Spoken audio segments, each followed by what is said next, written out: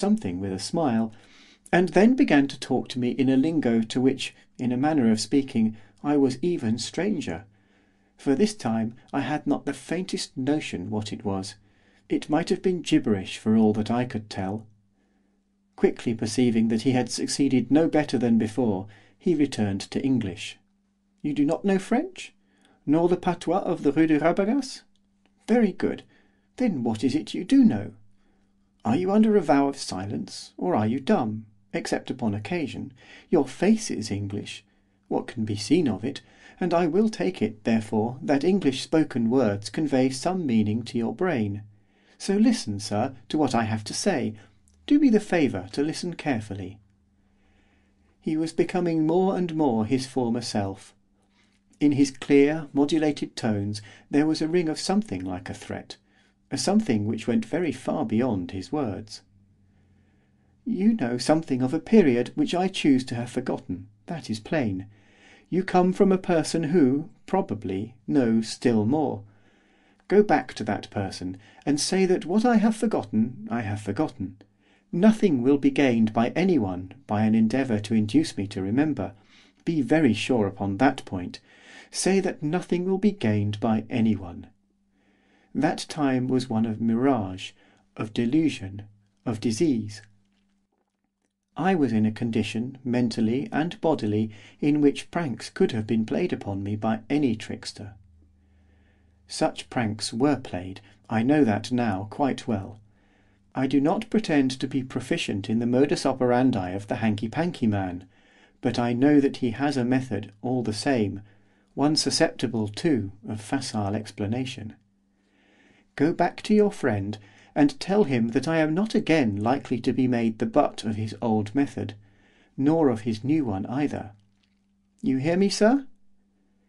I remained motionless and silent, an attitude which, plainly, he resented. Are you deaf and dumb? You certainly are not dumb, for you spoke to me just now.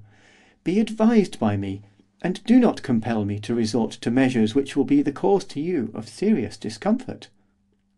You hear me, sir? Still, from me, not a sign of comprehension, to his increased annoyance. So be it. Keep your own counsel, if you choose. Yours will be the bitterness, not mine. You may play the lunatic, and play it excellently well, but that you do understand what is said to you is clear. Come to business, sir. Give me that revolver and the packet of letters which you have stolen from my desk. He had been speaking with the air of one who desired to convince himself as much as me, and about his last words there was almost a flavour of braggadocio. I remained unheeding. Are you going to do as I require, or are you insane enough to refuse? In which case I shall summon assistance, and there will quickly be an end of it. Pray do not imagine that you can trick me into supposing that you do not grasp the situation. I know better. Once more, are you going to give me that revolver and those letters? Yet no reply. His anger was growing momentarily greater, and his agitation too. On my first introduction to Paul Lessingham, I was not destined to discover in him any one of those qualities of which the world held him to be the undisputed possessor. He showed himself to be as unlike the statesman I had conceived and esteemed as he easily could have done. Do you think I stand in awe of you? You? Of such a thing as you? Do as I tell you, or I myself will make you, and at the same time teach you a much-needed lesson. He raised his voice. In his bearing there was a would-be defiance. He might not have been aware of it, but the repetitions of the threats were, in themselves, confessions of weakness. He came a step or two forward, then, stopping short, began to tremble. The perspiration broke out upon his brow. He made spasmodic little dabs at it with his crumpled-up handkerchief. His eyes wandered hither and thither, as if searching for something which they feared to see, yet were constrained to seek. He began to talk to himself, out loud, in odd disconnected sentences, apparently ignoring me entirely. What was that? It was nothing. It was my imagination. My nerves are out of order. I have been working too hard. I am not well. What's that? This last inquiry came from him in a half-stifled shriek, as the door opened to admit the head and body of an elderly man in a state of considerable undress. He had the tousled appearance of one who had been unexpectedly roused out of slumber, and unwillingly dragged from bed. Mr Lessingham stared at him as if he had been a ghost, while he stared back at Mr Lessingham as if he found a difficulty in crediting the evidence of his own eyes. It was he who broke the silence, stutteringly. "I am sure I beg your pardon, sir, but one of the maids thought that she heard the sound of a shot, and we came down to see if there was anything the matter. I had no idea, sir, that you were here." His eyes travelled from Mr Lessingham towards me, suddenly increasing, when they saw me, to about twice their previous size. "God save us, who is that?" The man's self-evident cowardice possibly impressed Mr Lessingham with the conviction that he himself was not cutting the most dignified of figures. At any rate, he made a notable effort to, once more, assume a bearing of greater determination. "You are quite right, Matthews, quite right. I am obliged by your watchfulness. At present you may leave the room. I propose to deal with this fellow myself. Only remain with the other men upon the landing, so that, if I call, you may come to my assistance." Matthews did as he was told. He left the room, with, I fancy, more rapidity than he had entered it.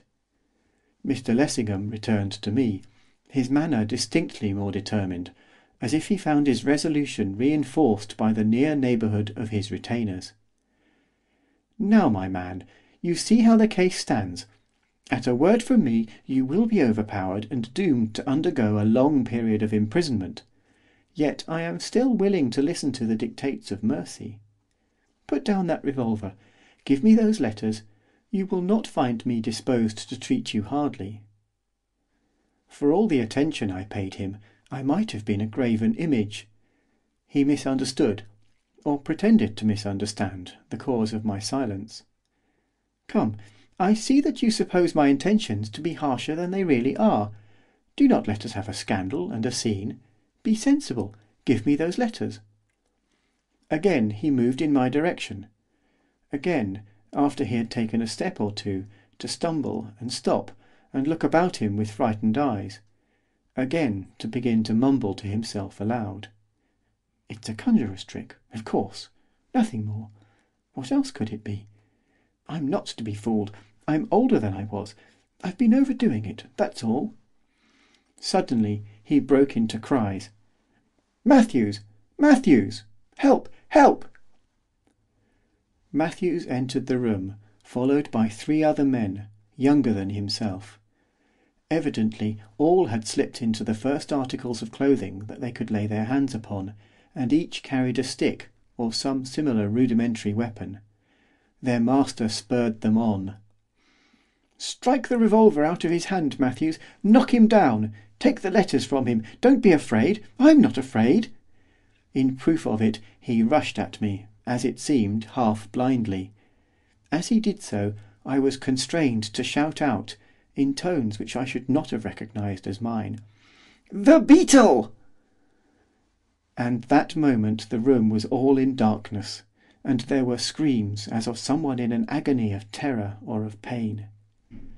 I felt that something had come into the room, I knew not whence nor how, something of horror.